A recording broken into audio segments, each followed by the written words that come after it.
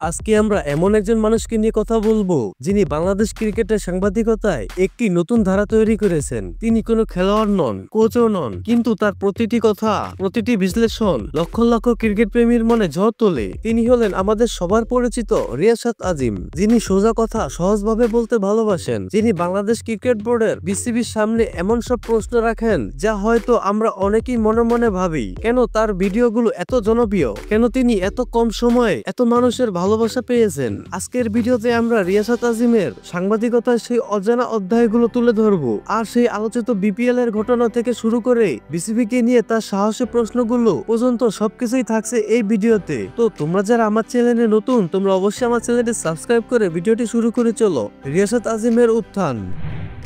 রিয়াসাত আজিম প্রথম থেকেই প্রচলিত সাংবাদিকতার পথে হাঁটেননি। তিনি বুঝতে পেরেছিলেন সাধারণ দর্শকদের ক্রিকেট নিয়ে আগ্রহ শুধু খেলার মধ্যে সীমাবদ্ধ নয়, এর পিছনের গল্প, ম্যানেজমেন্টের সিদ্ধান্ত এবং অন্যান্য অনিয়ম নিয়েও তাদের অনেক প্রশ্ন আছে। আর এই প্রশ্নগুলোকে তিনি সাংবাদিকতার মূল হাতিয়ার বানিয়েছেন। প্রথাগত মিডিয়ার বাইরে গিয়ে তিনি তার নিজের ইউটিউব চ্যানেল শুরু করেন। এটি ছিল তার পেশাগত জীবনের একটি বড় টার্নিং পয়েন্ট। তার চ্যানেলে তিনি শুধু খেলার ফলাফল নিয়ে কথা বলেন না, বরং ক্রিকেট বোর্ডের আর্থিক ব্যবস্থাপনা, খেলোয়াড়দের পারিশ্রমিক এবং বিভিন্ন প্রশাসনিক সিদ্ধান্ত নিয়েও বিস্তারিত বিশ্লেষণ করেন। তার এই সরাসরি ও বিশ্লেষণধর্মী উপস্থাপনা দর্শকদের কাছে খুব পছন্দের। তিনি একজন সাধারণ ক্রিকেট প্রেমীর মতো করেই কথা বলেন, আর এটাই তার সবচেয়ে বড় শক্তি। আলোচিত ঘটনা। যখন তিনি বিতর্কের কেন্দ্র। রিয়াসাত আজিমের সাংবাদিকতার একটি গুরুত্বপূর্ণ দিক হলো তার নির্ভীকতা, আর এই নির্ভীকতার কারণেই তিনি বেশ কিছু বিতর্কের জন্ম দিয়েছেন। এর মধ্যে সবচেয়ে আলোচিত ঘটনাটি ঘটেছিল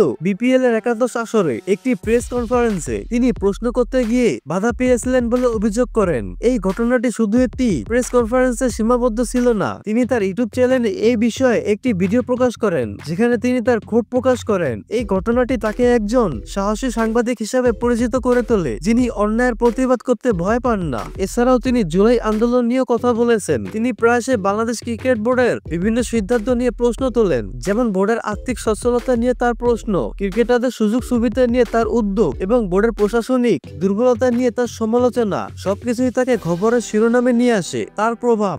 সাংবাদিকতার নতুন ধারা। রিয়াসাত আজিমের মতো সাংবাদিকদের কারণে বাংলাদেশের ক্রীড়া সাংবাদিকতায় একটি নতুন ধারা তৈরি হয়েছে। এখন সাংবাদিকতা শুধু খবর পরিবেশন বা ম্যাচ রিপোর্ট করার মধ্যে সীমাবদ্ধ নেই, বরং এর গভীরে বিষয়গুলো নিয়েও আলোচনা হচ্ছে। তিনি প্রমাণ করেছেন যে সরাসরি প্রশ্ন করা এবং সত্য তুলে ধরার ক্ষমতা কতটা গুরুত্বপূর্ণ। তার ভিডিওগুলো দেখে ক্রিকেট প্রেমীরা যেমন সচেতন হচ্ছে, তেমনি বাংলাদেশের ক্রীড়াঙ্গনেও একটি নতুন আলোচনা সূত্রপাত হচ্ছে। রিয়াসাত আজিম শুধু একজন সাংবাদিক নন, তিনি যেসব মানুষের কণ্ঠস্বর যারা ক্রিকেটকে ভালোবাসেন এবং এর উন্নয়নের জন্য প্রশ্ন করতে ভয় পান না।